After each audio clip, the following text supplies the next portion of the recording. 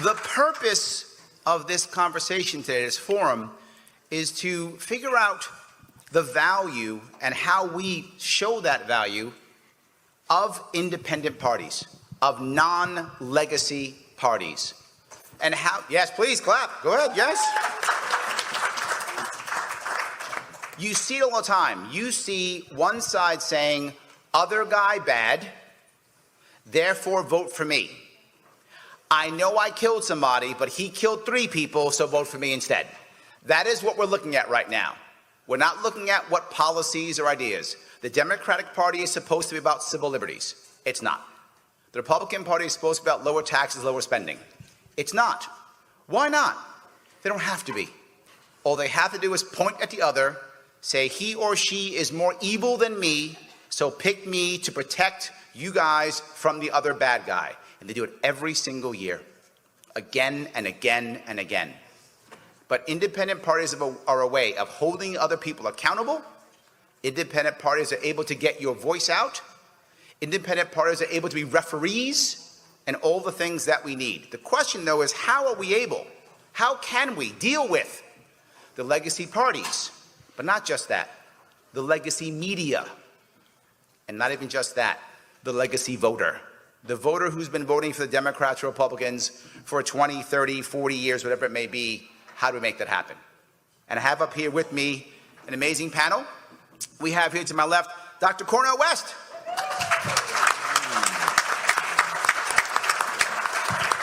You can check out what he's doing at cornelwest.com. Next to him, Mr. Jacob Hornberger. You can see what he's doing at jacobforliberty.com. And next to him, Dr. Charles Ballay. And you can see what he's doing at Ballay2024.com. And at the end, Mr. Lars Mapstead. And you can see what he's doing at Lars24.com. I want to ask the first question if I could. I'm going to ask it, if I could, starting with Dr. West. How do we handle the mainstream media that either ignores or disrespects us? And I know you have seen this personally more than once, disrespecting or ignoring. How do we get around that, or should we even? Let me first say I'm just deeply blessed and honored to be here. The Libertarian Party has a rich legacy, a very, very rich tradition as well. And to be here with my dear brother Larry, who I always keep track of, 62 counties in one state. That's the love of the people. That's a deep service in New York, very much so. My dear brother Jacob as well, the Future Freedom Foundation. I always try to keep track of those crucial voices that he has now for 34 years. And when it comes to my dear brother Lars and brother Charles, crucial, crucial voices. Why is that important? Because I think anytime we talk about media or we talk about the two-party system, it's good to start at a deeper moral and spiritual and philosophical level.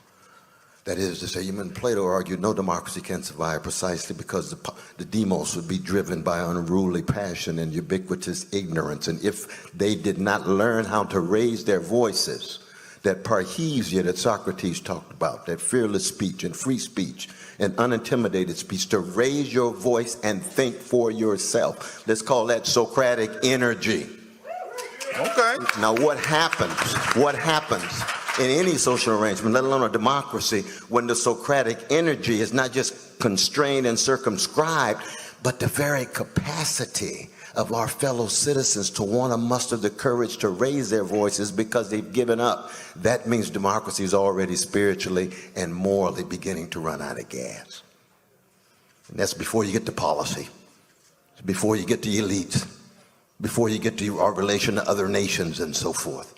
And so one of our ends and aims, it seems to me, for those of us who still are deeply committed to public interest and common good, deeply committed to individual rights, deeply committed to liberties. And I just want to add a footnote here.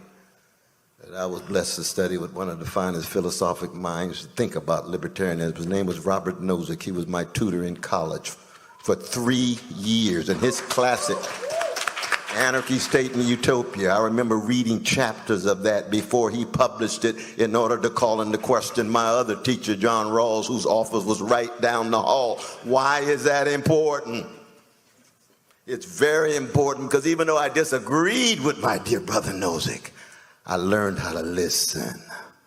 I learned how to wrestle with arguments and narratives and visions different than mine because I had deep libertarian sensibilities. I just didn't call myself a libertarian. Meaning what? Meaning that, oh, lo and behold, even when I read Hayek, I said, oh, that road to serfdom. Yes, he's absolutely right, but there's more than one road to serfdom. Okay, so hold on. Dr. West, but private as well. Why is that important? Because that's the spirit that we have to bring, brother, to our fellow citizens. With humility, not self-righteousness. They've got to see it in our example. I love what you're saying. That didn't answer my question at all, but that's okay. Well, no worries. Okay. No, that's all good.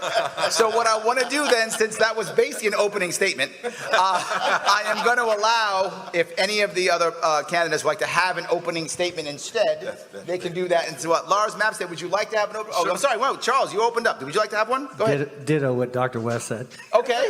There we go. Nicely done. Very nice. Okay. Jacob Hornberger, would you like to have an opening statement? Sure. Go ahead, please. Okay. Well, I echo what he has said about Hayek and the road to serfdom and Nozick's Anarchy, State, and Utopia, but the real lodestar for me in libertarianism is Ludwig von Mises. I mean, Hayek was great in his Road to Serfdom, no question about it, and his essay, How the Worst Get on Top, his concept of the spontaneous order, his critique of socialism, excuse me, sir. But Ludwig von Mises, for me, was everything, because for me, principles are everything. And that's what guides me in this campaign. Libertarian principles are the greatest political and economic philosophy in the history of mankind. They hold the key to getting out of poverty, which is a concern that we would share. Yes, yes. And libertarianism came up with that solution. Libertarianism holds the key to getting out of all the crises the Democrats and Republicans have foisted upon our land. This man here knows that the war on drugs is the most racist government program since segregation. Disproportionately higher jail sentences for blacks, and more stops and searches and seizures and asset forfeiture. You ask any black in this country if he knows who Michelle Alexander is, and I guarantee you 80, 90% will know, but I'd say 5% of whites know.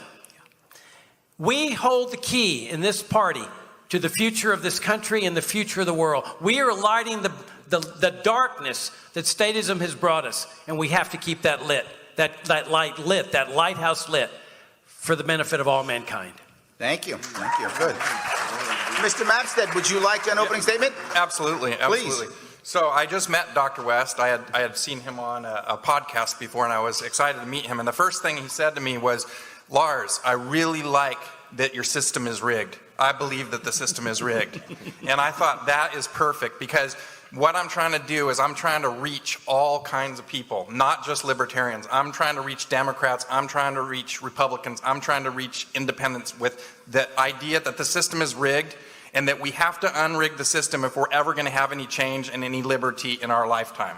The system is completely rigged, and we're going to talk about the election system, ballot access tonight, and how those systems are rigged to keep us out and to disenfranchise Americans. And when people get disenfranchised, they get pissed off. And that's how we ended up with BLM and January 6th. Everybody in America is pissed off, whether you're a Republican or a Democrat or an independent, and we have to unrig the system before this boils over and there's chaos and there's hatred in our country. And that's one of the things I really like about Dr. West, is that I feel his passion for love and for affection for mankind, and that resonates with me. Thank you. Here we go. Okay.